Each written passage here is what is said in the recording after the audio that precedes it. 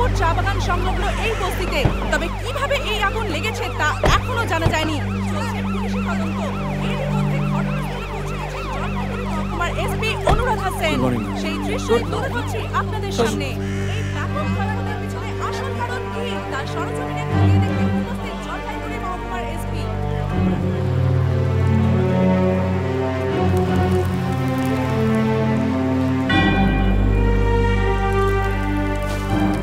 নমস্কার ম্যাডাম, এই ধর্মপুর কিন্তু খুব শান্তিপূর্ণ এলাকা।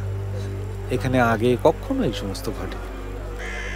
কিছু মনে করবেন না, থানায় এই নতুন বড়বাবু আসার পর এখানকার পরিবেশটা একদম নষ্ট হয়ে গেছে। এই তো দেখুন, কালকে এখানে এত বড় একটা ঘটনা ঘটলো, উনি একবার একটু এলেন, এসেই চলে গেলেন। জানি বাড়িতে নতুন বউ আছে, কিন্তু স্পটে তো থাকতে হবে, তাই না? ম্যাডাম, কাল তো আমার ছুটি ছিল। হ্যাঁ, উনি যদি থাকতেন তাহলে কিন্তু ঘটনা এত দূর গড়াতো না। মিস্টার প্রধান, ঘটনাটা কিন্তু অত্যন্ত দুর্ভাগ্যজনক। এত বড় একটা ইনসিডেন্ট ঘটে গেল আর আপনি একটা ভিজিট করেই চলে গেলেন। না ম্যাডাম, কালকে আমি স্পটে ছিলাম, একজনকে রেস্কিউ করে হসপিটালে নিয়ে গেলাম। সে দায়িত্ব আপনি অন্য কাউকে দিতে পারতেন। আপনি একজন সিনিয়র অফিসার, আপনি নিজে স্পটে থেকে সবকিছু কন্ট্রোল করতে পারতেন। সেই দায়িত্বটুকুনিও নিতে পারলেন না। আই এম সরি ম্যাডাম, কালকে একটা বাচ্চা পুড়ে গিয়ে প্রচণ্ডভাবে অসুস্থ হয়ে পড়েছিল। তখন আমার মনে হলো কর্তব্য থেকে মানবিকতা প্রধান। উনি আসলে মানে রাজনীতিতে নামতে চাইছেন, সমাজ সেবা করতে চাইছেন, নেতা হবে। এই ঘটনা কেন ঘটলো, কার জন্য ঘটলো, কিসের জন্য ঘটলো, ডিটেল রিপোর্ট আমার চাই। আর দেখবেন এখানে যারা রয়েছে তাদের যেন কোনো রকম অসুবিধা না হয়। আর এটা আপনার দায়িত্ব। Yes ma'am. না, সেটা নিয়ে আপনি চিন্তা করবেন না, আমি দেখে নেব।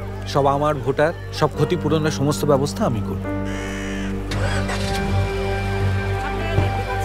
ম্যাডাম, একটা কথা ছিল। কি? বলছিলাম যে এই সমস্ত ঝামেলা জিয়ে রেখে কোনো লাভ নেই, কারণ সামনেই ভোট। আপনি তার আগেই এর ট্রান্সফারের ব্যবস্থাটা একটু করে দিন। আপনারা দেখতে পাচ্ছেন ঘটনাস্থল ছেড়ে চলে যাচ্ছেন জলপাইগুড়ি মহকুমার এসপি। আমরা সরাসরি সেই চিত্রই তুলে ধরছি আপনাদের সামনে। ঘুটে কি মামা, নাকি রিসর্ট করতে দেবেন? আচ্ছা, আগুন কি করে লাগলো বল? শর্ট সার্কিট মামা।